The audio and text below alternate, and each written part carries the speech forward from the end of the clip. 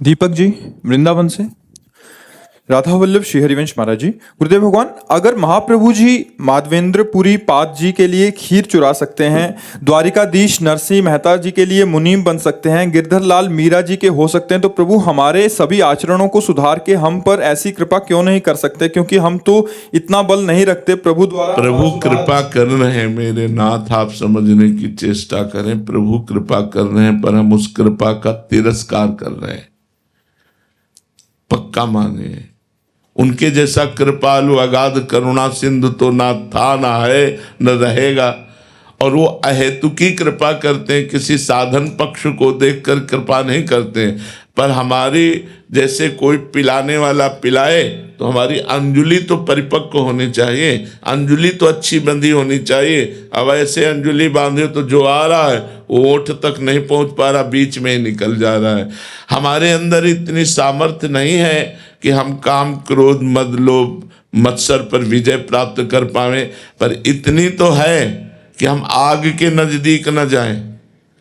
आग में घुसकर खड़े होकर के हम जले ना, इतनी सामर्थ्य हम में नहीं, लेकिन इतनी तो है हम कि आग के नजदीक न जाएं। जब मना किया जा रहा है, शास्त्र आज्ञा कर रहा है कि ये कार्य बहुत गलत है, इसे नहीं करना, तो उस कार्य के ही समीप न जाओ।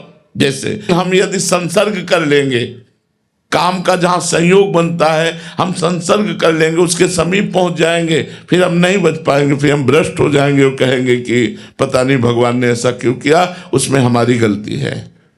हम शास्त्र आज्ञा का पालन नहीं कर पाए, अब आगे हम संभालें, हमसे त्रुटि न हो। ये प्राणपन से नियम जीवन में धारण करें कि कभी हम शास्त्र विरुद्ध नहीं चलेंगे तो कभी कोई बाल बांका नहीं कर सकता। माया वही आक्रमण करती है जहां हम गुरु और शास्त्र की आज्ञा का उल्लंघन करते हैं। अगर हम शास्त्र और गुरु आज्ञा का उल्लंघन न करें तो माया हमें छू नहीं सकती। सीम की चाप सके को तासु, बड़ रखवार रमापति जासु।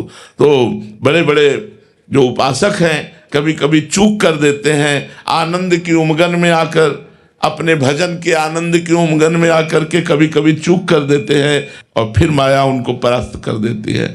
भगवान की कृपा है, लेकिन हमको कृपा पान करने के लिए अंजुलि टाइट करनी पड़ेगी।